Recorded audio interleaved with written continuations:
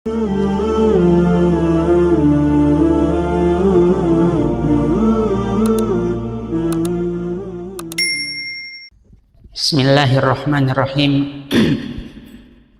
Assalamualaikum warahmatullahi wabarakatuh.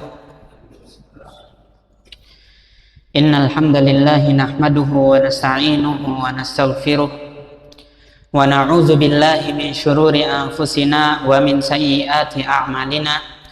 May yahdihillahu fala mudhillalah wa may yudlil fala hadiyalah.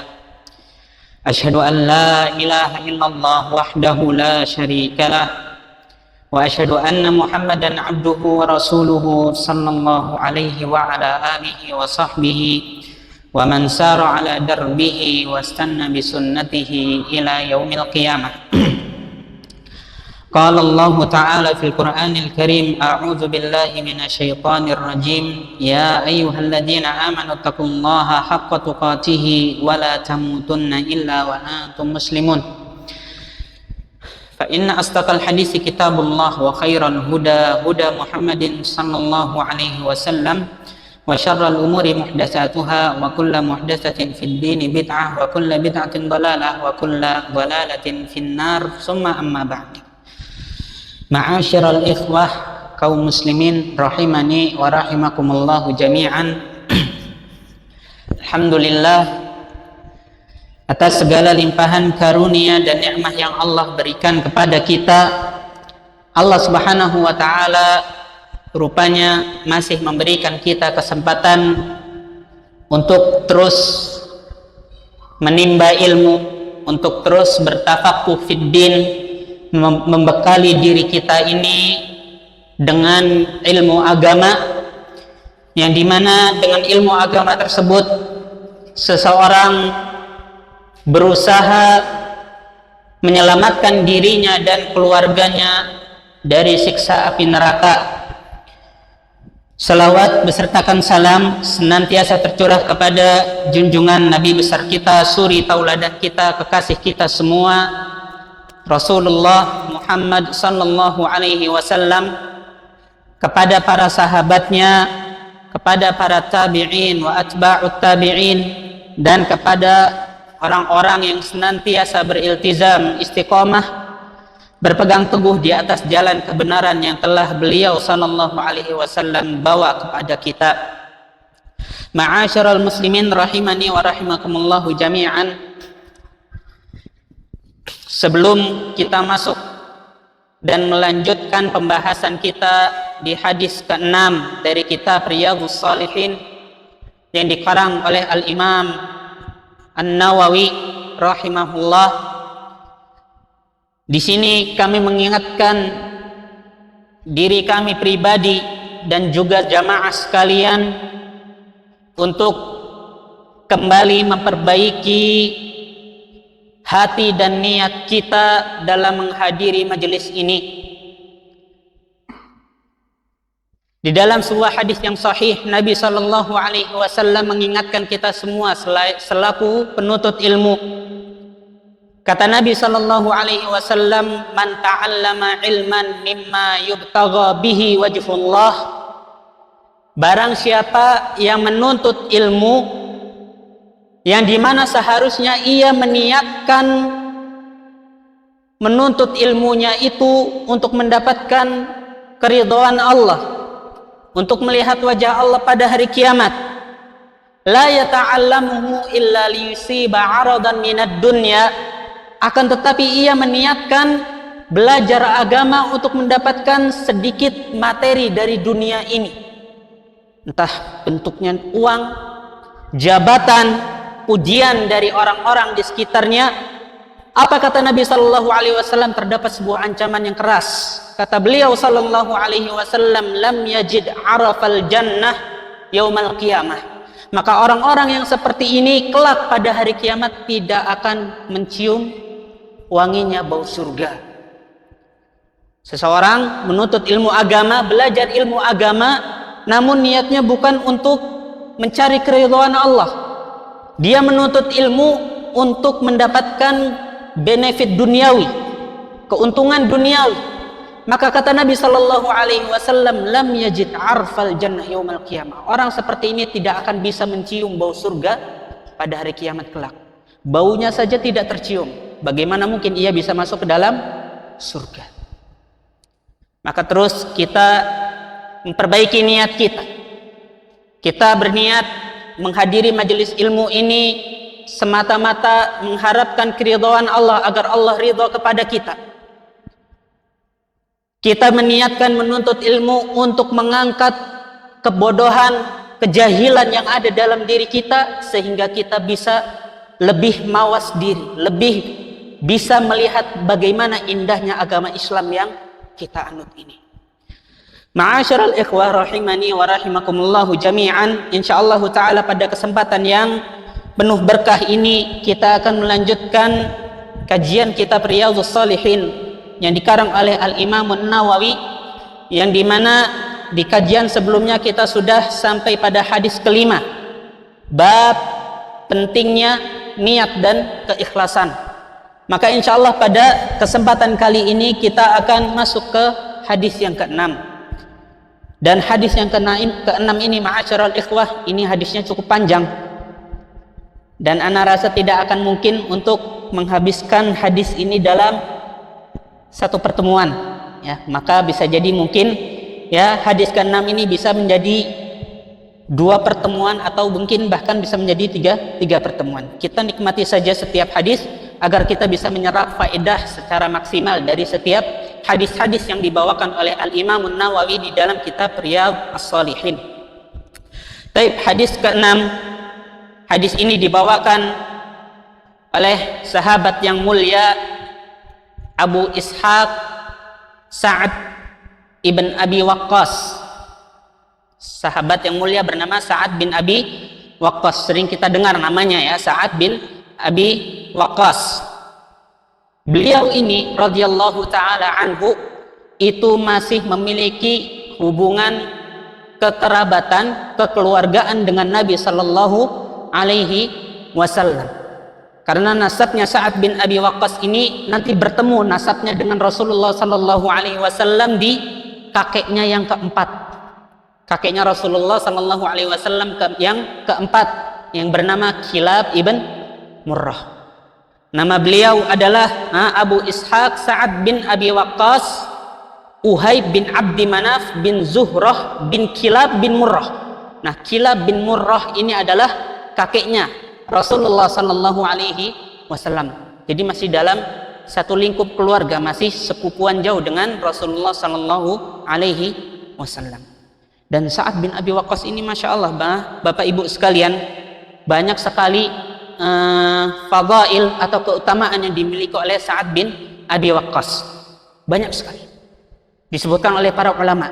Dan di sini Al-Imam An-Nawawi di dalam kitab Riyadhus Shalihin juga menyebutkan salah satu keutamaan yang dimiliki oleh Sa'ad bin Abi Waqqas. Kata beliau rahimahullah, wa an Abi Ishaq Sa'd bin Abi Waqqas Malik ibn Uhayb ibn Abdi Manaf bin Zuhrah bin Kilab bin Murrah bin Ka'ab bin Lu'ay al-Qurashi az-Zuhri radhiyallahu anhu ahadul asyaratil masyhudi lahum bil jannah. Ini keutamaannya.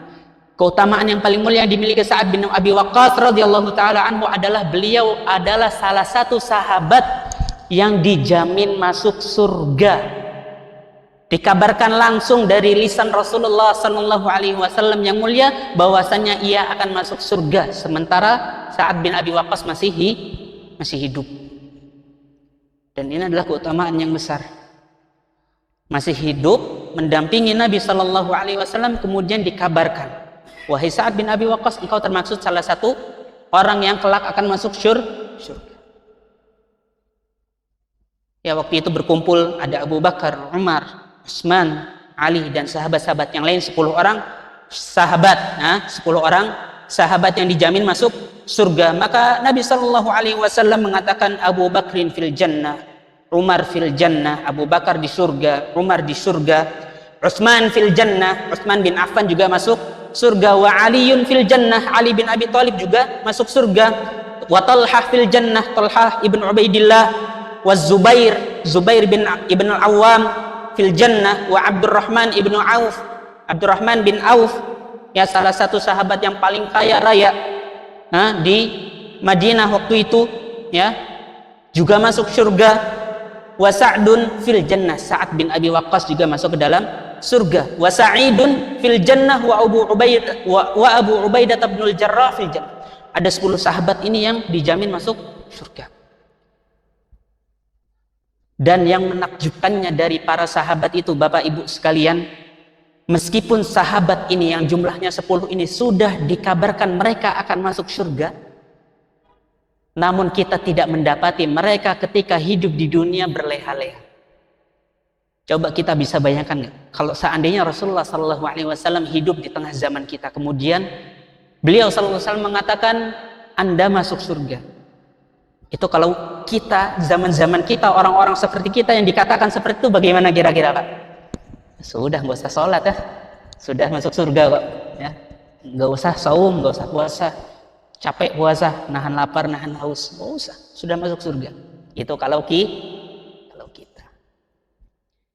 Maka dari itu, Masya Allah, Alhamdulillahnya Allah Azza wa Jalla hidupkan kita di zaman sekarang. Bisa dibayangkan kalau Allah Azza wa Jalla hidupkan kita di zaman Nabi, dengan tabiat kita yang seperti ini, males-malesan beribadah, kira-kira Islam tersebar atau tidak? Tidak akan tersebar. Tidak akan tersebar. Namun itulah para sahabat. Para sahabat itu tidaklah terbuka suatu pintu kebaikan kecuali pasti mereka akan berusaha masuk ke dalam pintu kebaikan tersebut. Rasulullah SAW mengajak sedekah, berlomba-lomba mereka. Bahkan Abu Bakar As-Siddiq mensedekahkan semua hartanya. Babul jihad, seruan untuk berjihad, langsung mereka. Rasulullah Shallallahu Alaihi Wasallam mengatakan, ayo siapa yang mau membebaskan sumur ini untuk kebutuhan kaum muslimin? Utsman bin Affan membebaskan sumur untuk kebutuhan kaum muslimin. Itu para sahabat. Kalau kita enggak, sudah dapat tiket surga, sudah. Tidur, HP-an, ya, tinggal nunggu ajal masuk surga. Itu kalau kita, wallahu musta'an, ya. Kita berdoa kepada Allah agar memberikan kita keistiqomahan di atas agama ini hingga ajal menjemput kita. Kemudian di antara fadail sahabat Sa'ad bin Abi Waqqas, beliau adalah salah satu orang yang paling awal masuk Islam. Beliau masuk Islam di umur 19 tahun. Itu yang pertama kali masuk Islam adalah siapa? Dari kalangan laki-laki, Abu Bakar As-Siddiq. Beliau yang pertama. Namun Sa'ad bin Abi Waqqas termasuk sahabat yang paling awal masuk dalam Islam. Kemudian di antara keutamaan beliau radhiyallahu taala anhu, Sa'ad bin Abi Waqqas radhiyallahu taala anhu itu terkenal dengan kepiawaiannya dalam berkuda dan memanah. Dalam kancah peperangan, dalam jihad, Sa'ad bin Abi Waqqas itu sangat terampil dalam berkuda dan memanah. Bahkan disebutkan di dalam sebuah hadis yang diceritakan sendiri oleh Sa'ad bin Abi Waqqas, ya, pada hari peperangan Uhud, perang Uhud. Ya, ada salah seorang kaum musyrikin membakar kaum muslimin. Maka ketika Rasulullah SAW melihat saudaranya, umatnya, salah satu sahabatnya dibakar, maka Rasulullah SAW langsung memanggil Sa'ad bin Abi Waqqas dan mengatakan kepada Sa'ad bin Abi Waqqas, irmi ya Sa'ad, lemparkan anak panahmu wahai Sa'ad, fidaka abi wa ummi, tebusanmu adalah ayahku dan ibuku. Wah, itu kalau di bangsa Arab, kalau ada seseorang itu menjadikan ayah dan ibunya sebagai tebusan dalam perkataannya, itu artinya untuk memotivasi. Seperti yang dilakukan oleh Rasulullah Sallallahu Alaihi Wasallam, beliau Sallallahu Alaihi Wasallam ingin memotivasi Sa'ad bin Abi Waqqas untuk melemparkan panahnya, nolongin sahabat yang dibakar ini. Maka pada waktu Sa'ad bin Abi Waqqas mengambil sebuah panah, la qadarullah, ternyata panahnya itu nggak ada mata tombaknya, cuma besi dan sayap panahnya saja, tidak ada yang runcingnya, nggak ada. Maka dilesatkanlah panah tersebut, ternyata kena orang musyrik yang membakar tadi, jatuh sampai tersingkap auratnya. Fadhahikan Nabi sallallahu alaihi wasallam hatta raaitu nawajizah, kata Sa'ad. Maka ketika melihat orang musyrik itu jatuh tersungkur karena panahnya tadi, Rasulullah Shallallahu Alaihi Wasallam tersenyum sampai terlihat gigi taringnya. Bayangkan, itu nggak ada anak panahnya, nggak ada mata panahnya, Bagaimana kalau ada? Maka dari itu Sa'ad bin Abi Waqqas sangat terkenal dengan kepiawaiannya dalam memanah. Kemudian di antara jasa beliau yang amat besar bagi kaum muslimin adalah beliau menjadi panglima besar dalam perang Qadisiyah. Perang Qadisiyah itu terjadi di Irak dan menjadi salah satu sebab terbukanya negeri Irak dan tersebarnya Islam di sana. Maka Bapak Ibu sekalian, penduduk Irak yang saat ini menganut agama Islam, beriman kepada Allah dan Rasulnya, maka pahala yang mereka lakukan, pahala keislaman mereka, semuanya satu penduduk negeri itu, penduduk Irak itu akan kembali pahalanya kepada siapa? Sa'ad bin Abi Waqqas radhiyallahu taala. Insyaallah. Banyak sekali dan masih banyak sekali fadail dan keutamaan yang dimiliki oleh Sa'ad bin Abi Waqqas radhiyallahu taala anhu. Kita lanjutkan. Setelah Al-Imam An-Nawawi menyebutkan salah satu keutamaan Sa'ad bin Abi Waqqas, kemudian kita masuk ke dalam hadis. Kata Sa'ad bin Abi Waqqas radhiyallahu taala anhu, "Ja'ani Rasulullah sallallahu alaihi wasallam ya'uduni 'ama hajjatil wada' min waja'in ishtadda bi." Kata Sa'ad bin Abi Waqqas, Rasulullah sallallahu alaihi wasallam mendatangiku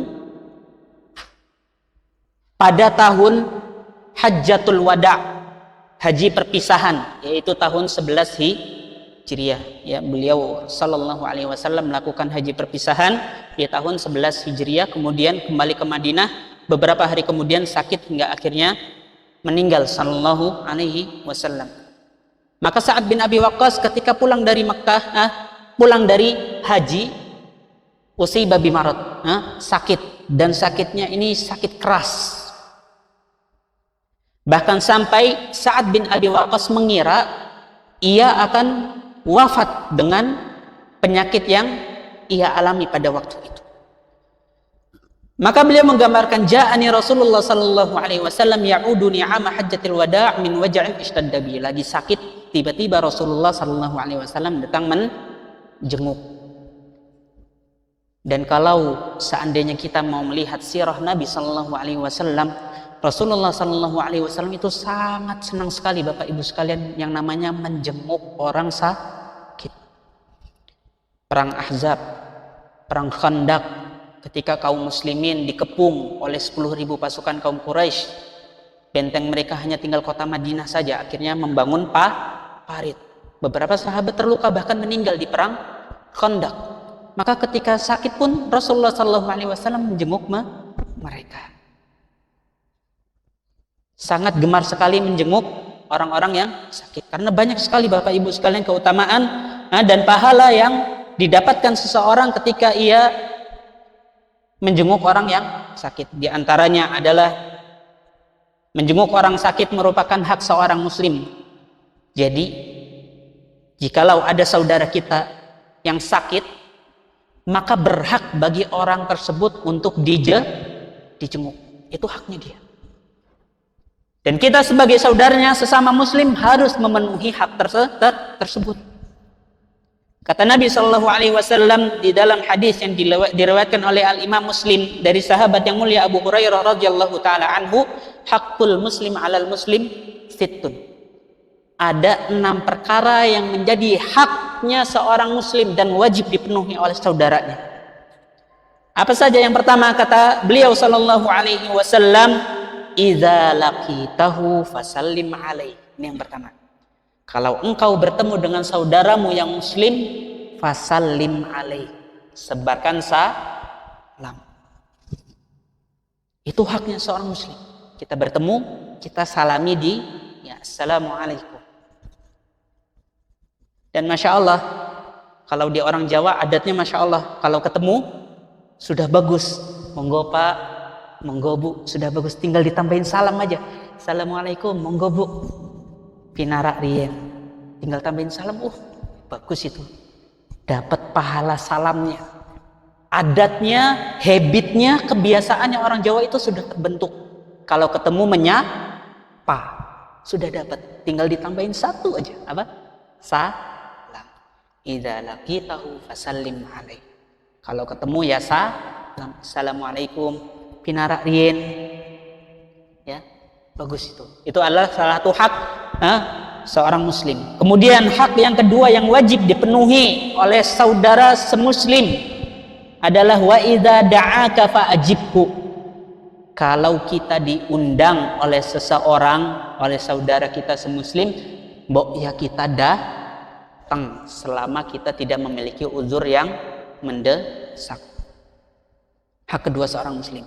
Kita dapat undangan pernikahan atau makan bareng, ya, berkumpul bareng, ya, silaturahmi, selama kita kosong dan tidak ada kebutuhan mendesak, hadiri. Karena itu merupakan hak bagi saudara kita. Jika diundang maka penuhilah undangan tersebut. Hak yang ketiga, wa idza stansahaka fansahhu. Ketika ia meminta nasihat kepada kita, maka merupakan hak bagi saudara kita tadi untuk diberikan nasihat. Tiba-tiba ada seseorang datang ke kita, tolong dong nasihatin anak-anak, saya lagi sedih nih, lagi ada masalah dengan istri saya misalnya, lagi ada masalah dengan finansial keluarga saya, tolong nasihati saya. Maka hak yang wajib kita penuhi bagi orang tersebut apa? Kita berikan ya nasihat, saran, ya, diingatkan bahwasannya musibah itu adalah salah satu tanda Allah sayang kepada kita. Dinasihati untuk bersabar, dinasihati untuk tidak bersikap keras dengan saudara semuslim. Itu haknya. Ketika meminta nasihat, kita berikan iya nasihat. Kemudian yang keempat, wa idza atasha fahamidallaha fasammithu. Hak keempat yang wajib dipenuhi oleh seorang muslim adalah ketika saudaranya bersin, kemudian mengucapkan alhamdulillah, maka menjadi haknya saudara kita itu untuk kita membalas doanya. Orang tadi bersin mengucapkan alhamdulillah, maka kita mengucapkan apa? Yarhamukallah, semoga Allah merahmati.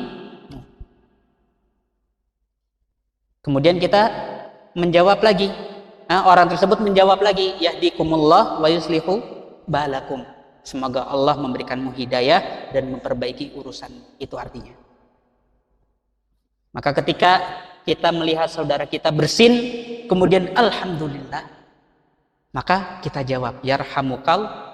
Kemudian orang yang bersin tadi menjawab yahdikumullah wa yuslihu balakum. Itu hak yang harus kita penuhi terhadap saudara kita semuslim. Kemudian hak yang kelima, wa idza marida fa'udhu. Ini yang menjadi pembahasan tadi. Ketika saudara kita semuslim itu sakit, mbok ya kita jenguk. Karena penjengukan kita terhadap saudara kita tadi adalah hak bagi dia. Dan memberikan manfaat yang luar biasa. Orang sakit, sedang susah-susahnya, merasakan sakit, kemudian ternyata ada saudaranya yang jenguk, senang itu. Dibawakan makanan, diberikan kalimat-kalimat positif, didoakan, ya, senang hati.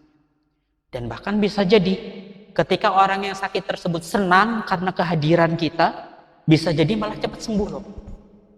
Ya. Dan mujarab. Beberapa penelitian mengatakan bahwasannya orang sakit ketika terhibur, gembira itu lebih cepat sembuh. Bahkan bisa jadi sembuh sama sekali.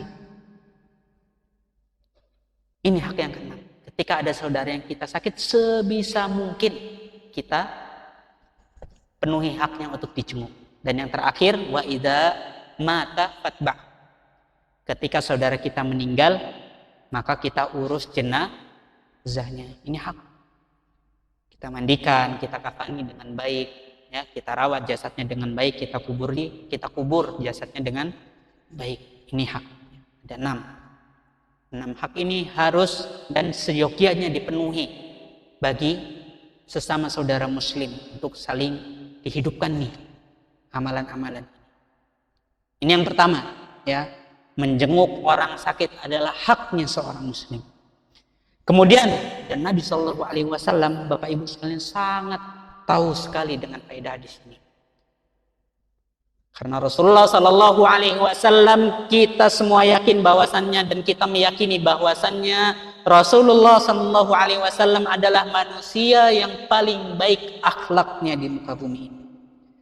Dan tidak mungkin Rasulullah Sallallahu Alaihi Wasallam melakukan apa yang tidak melakukan apa yang telah ia wasiatkan kepada umatnya. Bahkan beliau menjadi contoh qudwah bagi umatnya. Kegemaran beliau menjenguk orang sakit itu menjadi qudwah bagi kita. Ya kita yang biasa-biasa saja belum dijamin masuk surga, harusnya lebih semangatlah. Kemudian keutamaan selanjutnya, ketika kita menjenguk orang sakit, di dalam sebuah hadis yang diriwayatkan oleh Al-Imam Muslim, bahwasanya orang yang menjenguk orang sakit itu seperti seakan-akan ia sedang berjalan-jalan di kebun surga. Kata Nabi sallallahu alaihi wasallam, "A'idul marid yamshi fi makhrafatil jannah hatta yarji." Orang yang menjenguk orang sakit itu seakan-akan ia sedang bertamasya, berjalan di taman-taman surga hatta yarji, sampai orang tersebut kembali. Ketika kita ke rumah sakit menjenguk saudara kita, seakan kita itu sedang berada di surga. Mengapa dikatakan seperti sedang berjalan di surga? Karena banyak sekali Pak faedahnya. Kita bisa merasakan bagaimana nikmatnya sehat itu. Ya. Kita sekarang sehat, alhamdulillah. Namun kadang kita lalai. Kapan kita bisa merasakan nikmatnya sehat itu? Inda zawaliha. Ketika sehat itu Allah cabut dari kita, kita jatuh sakit. Itu baru terasa. Dan ketika kita menjenguk orang sakit, ini akan terasa. Masya Allah, ya kita masih diberi kesehatan. Sementara orang yang di hadapan saya sedang sakit, sedang Allah uji. Maka ingatlah kita dengan akhirat, ingatlah kita dengan kematian, ingat dengan dosa-dosa kita ketika kita menjenguk orang sakit ini. Mengapa dikatakan seperti berjalan di taman surga? Karena mendekatkan diri kita kepada surga, mendekatkan diri kita kepada Allah Subhanahu wa Ta'ala. Kemudian di antara faedahnya adalah bahwasannya menjenguk orang sakit itu tidak terbatas sekat agama. Artinya kalau bukan seorang muslim kita nggak boleh jenguk, enggak seperti itu. Jenguk. Tetangga kita Nasrani sakit, jenguk, tidak apa-apa. Dan itulah yang dilakukan oleh Nabi kita Rasulullah Sallallahu Alaihi Wasallam. Ada seorang Yahudi ketika di Mekah itu gemar sekali, paling senang kalau Rasulullah Sallallahu Alaihi Wasallam ke masjid itu diganggu. Sukanya ganggu Rasulullah Sallallahu Alaihi Wasallam kalau mau pergi ke masjid, diludahi wajah Rasulullah Sallallahu Alaihi Wasallam. Hari pertama diludahi Rasulullah Sallallahu Alaihi Wasallam, sabar. Hari kedua, hari ketiga terus dilakukan. Hari keempat, loh kok ini nggak ada. Orang Yahudi biasanya saya lewat ke masjid, berangkat ke masjid, ada yang meludahi saya, kok ini nggak ada. Apa yang Rasulullah Sallallahu Alaihi Wasallam lakukan? Syukurin. Bilang gitu? Enggak. Dicari oleh Rasulullah Sallallahu Alaihi Wasallam, didatangi rumahnya, dicenguk. Kalau kita ini orang tiap hari saya lewat, diludahi terus, hari ini nggak ada, alhamdulillah. Rasulullah Sallallahu Alaihi Wasallam nggak gitu Pak. Hari keempat hilang, malah heran, ini kemana orang Yahudi? Didatangi rumahnya, dijenguk, dinasihati, ya, diberikan kalimat-kalimat motivasi. Akhirnya apa? Orang Yahudi tersebut masuk ke Islam. Adab, insyaallah, ya. Tidak tersekat oleh sekat agama itu. Siapapun yang sakit, apalagi kalau itu kerabat kita meskipun beda agama, kunjung, datangi. Bisa jadi dengan kita menjenguk, menjaga silaturahmi dengan saudara kita yang berbeda agama, bisa jadi Allah berikan hidayah melalui perantara kita. La an yahdiyallahu bika rajulan khairun laka min an yakuna laka humurun na'am. Atau kama qala sallallahu alaihi wasallam. Seseorang mendapatkan hidayah melalui perantaramu itu jauh lebih baik daripada engkau memiliki onta merah. Onta merah itu Kalau di zamannya Nabi Shallallahu Alaihi Wasallam itu harta benda yang paling mahal dan paling berharga dimiliki oleh seseorang karena langka. Unta merah itu langka, mahal. Lebih baik seseorang mendapatkan hidayah masuk Islam karena sebab kita itu jauh lebih besar pahalanya daripada kita memiliki harta yang paling berharga yang kita miliki. Terus kita menjaga adab ya, menjaga adab dengan orang-orang yang berada di sekitar kita. Kemudian ma'asyiral ikhwah rahimani wa rahimakumullahu jami'an, di antara nasihat yang disampaikan oleh Al-Imam Muhammad ibn Shalih Al-Utsaimin rahimahullah ketika mensyarah hadis ini, ya, menjelaskan hadis ini, beliau juga mengingatkan kepada kita, ditulis oleh beliau langsung, mengingatkan bagaimana seseorang itu menjaga adabnya ketika menjenguk orang sakit. Menjenguk orang sakit itu bukan ujuk-ujuk datang, masuk ke kamarnya kemudian pulang, nggak. Ada adab yang perlu dijaga supaya orang yang sakit yang kita jenguk itu tidak merasa terganggu. Dijenguk bukannya cepat sembuh, malah tambah sakit, malah takutnya, ya, karena nggak senang dengan kehadiran kita. Ada adab-adabnya, dan di antara adab yang beliau sampaikan, disampaikan oleh Al-Imam Muhammad ibn Shalih Al-Utsaimin ketika menjelaskan hadis ini, hendaknya orang yang menjenguk itu berusaha semaksimal mungkin menyenangkan orang yang sakit tadi, ya. Dan ini yang dilakukan Rasulullah Sallallahu Alaihi Wasallam di dalam hadis Sa'ad yang kita bahas juga. Nanti kita akan bahas perkataan Rasulullah Sallallahu Alaihi Wasallam kepada Sa'ad, ya, dimotivasi, ya, qadarullah wa masya'a fa'al, antum sakit itu tandanya Allah masih sayang sama antum, Allah ingin menghapuskan dosa antum, Allah ingin mengangkat derajat antum, ya, antum berada di atas kebaikan insyaallah meskipun antum masih dalam keadaan sakit. Iya, karena seorang mukmin itu selalu berada di atas kebaikan, ya, kata Nabi Shallallahu Alaihi Wasallam di dalam hadis yang sering kita dengar, ajaban li amril mukmin, sungguh aneh perkara orang mukmin itu. Orang mukmin itu aneh. Kenapa? Inna amrohu kullahu khair. Karena orang mukmin itu selalu berada di atas kebaikan, perkaranya itu selalu baik. Walaisa dzalika li ahadin illa lil mukmin. Dan ternyata ini khusus bagi orang beriman saja. Orang beriman itu selalu berada di atas kebaikan dan tidak dirasakan oleh orang-orang yang tidak beriman. Kata Nabi Shallallahu Alaihi Wasallam, in asobatku as-sarra'u syakar. Ketika sedang senang, sedang diberikan kenikmatan, ya, sedang dilapangkan rizkinya oleh Allah, syakara. Orang mukmin itu bersyukur. Bagus tidak? Bagus, baik. Lagi senang, rizkinya lagi luas, lagi lapang, bersyukur. Nah, terus gimana kalau lagi sempit, lagi sakit? Kata Nabi Sallallahu Alaihi Wasallam, wa in asobathu dharra sabar. Akan tetapi seorang mukmin ketika sedang ditimpa penyakit, ditimpa musibah, ujian, cobaan, sabar, bersabar. Dikasih rezeki, dikasih nikmat, bersyukur, baik. Dikasih ujian, dikasih sakit, dikasih cobaan, bersabar, baik atau tidak? Baik. Selalu berada di atas kebaikan. Ya, makanya kunci kebahagiaan itu 3. Idza u'tiya syakar, kalau diberi kenikmatan bersyukur. Ini pertama. Wa idza tuliya sabar, kalau diberi ujian bersabar.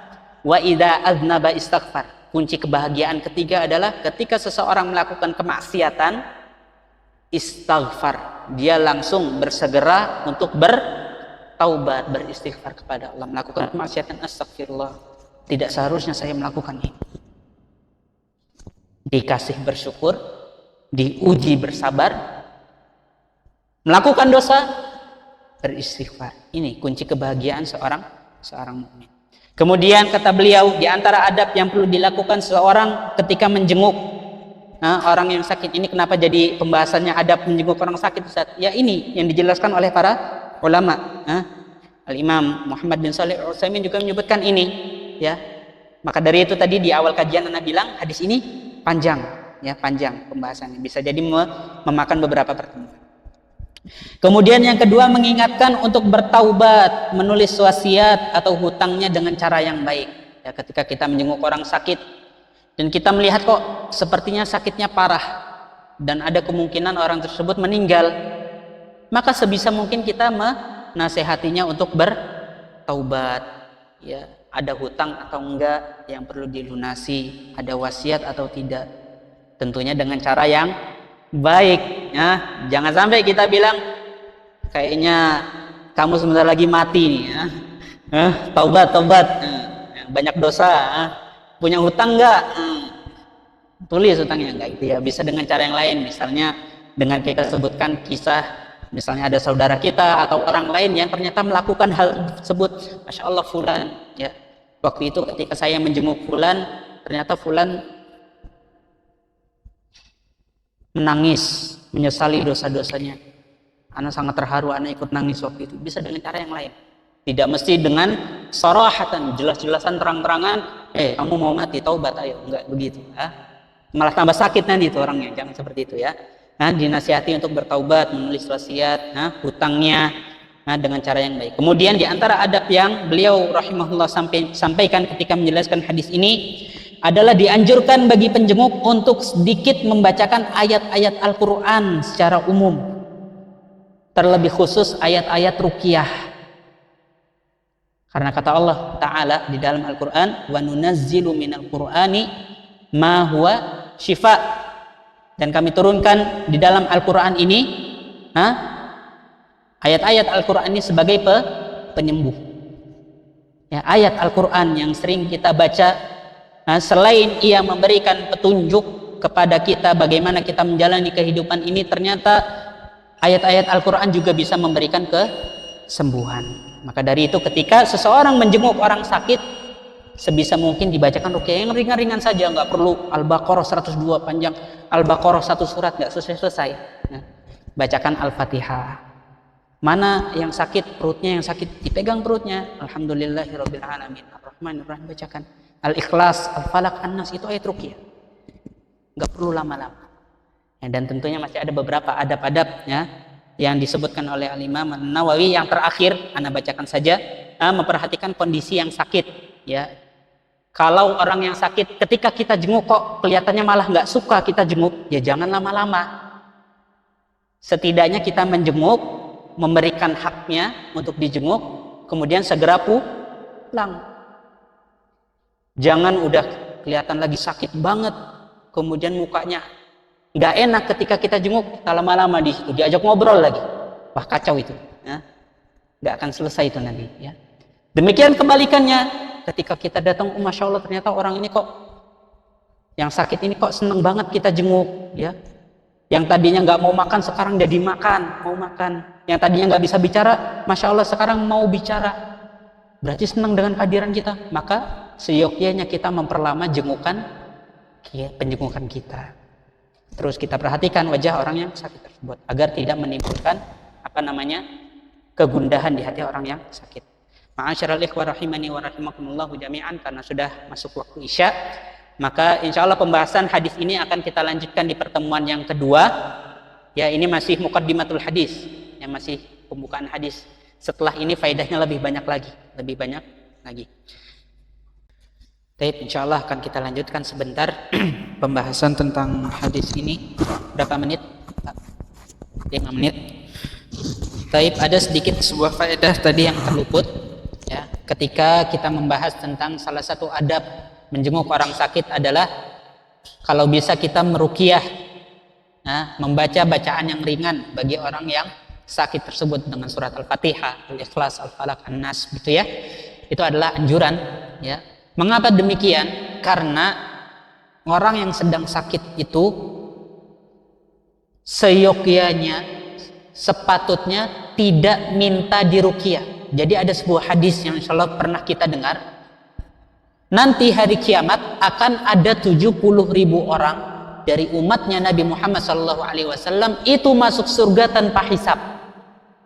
Jadi langsung masuk surga tanpa ada penghitungan amal. Ada 70 ribu orang saja. Kemudian dijelaskan oleh Nabi SAW, ya, siapakah 70 ribu orang tersebut yang masuk surga tanpa hisab? Kata beliau SAW, humul ladina la yastarqun. Yang pertama, golongan orang yang masuk surga tanpa hisab adalah orang yang tidak minta ruqyah. Ketika orang sakit, dia nggak minta ruqyah, itu bisa dapat tiket itu, masuk surga tanpa hisab, tanpa dihitung amalannya. Maka dari itu ketika kita menjenguk orang sakit, kan orang sakit ini memang seharusnya nggak minta ruqyah. Apa yang kita lakukan? Inisiatif meruqyah orang tersebut dengan bacaan yang kita mampu. Sebentar saja, Al-Fatihah cukup. Mau ditambah Al-Ikhlas, Al-Falaq, An-Nas cukup. Yang penting ada sedikit ruqyah di situ. Kemudian yang kedua, wala yaktawun, tidak pernah melakukan pengobatan kai. Dulu di zaman Rasulullah SAW ada sebuah pengobatan yang fenomenal, terkenal, namanya pengobatan kai. Apa itu kai? Kai itu pengobatan menggunakan besi panas. Jadi besi dipanaskan, kemudian kalau ada yang luka ditempel luka tersebut dengan besi panas, nanti pendarahannya akan berhenti dan tertutup lukanya. Ada itu. Nah, orang yang tidak meminta pengobatan kai tadi itu juga salah satu golongan yang masuk surga tanpa hisab. Yang ketiga, ini yang agak susah nih, apalagi terutama di masyarakat Indonesia. Wala yatatayyarun, orang yang tidak pernah menganggap sial, beranggapan sial kalau mendengar suara sebuah binatang. Mungkin pernah kita dengar, hari ini saya lagi naik mobil nabrak kucing, hari sial ini. Itu nggak ada dalam Islam. Itu namanya tatayyur, menganggap sial sebuah kejadian dengan matinya hewan, atau misalnya dengan mendengar suara burung tertentu. Misalnya kalau ada suara burung ini, burung tertentu, berartinya ada yang meninggal. Kalau nggak salah pernah Anda dengar. Burung apa itu, Pak? Gagak ya? Gagak atau apa gitu. Itu termasuk tatayyur, menganggap sial dengan mendengar suara burung. Dan orang yang seperti ini itu hilang kesempatan ini masuk surga tanpa hisab. Yang terakhir, wa ala rabbihim yatawakkalun, dan ia senantiasa bertawakal penuh, berserah diri penuh kepada siapa? Kepada Allah Subhanahu wa taala. 4 golongan ini ya, kelak pada hari kiamat akan masuk surga tanpa hisab, dan jumlahnya hanya 70 ribu orang saja. Kita optimis, berdoa kepada Allah Subhanahu wa taala agar Allah menjadikan kita salah satu dari golongan tersebut. Baik, insyaallah taala akan kita lanjutkan pembahasan hadis ini di pertemuan yang berikutnya. Kita cukupi dengan doa kafaratul majlis. Subhanakallahumma wa bihamdika asyhadu an la ilaha illa anta astaghfiruka wa atubu ilaik. Wassalamualaikum warahmatullahi wabarakatuh.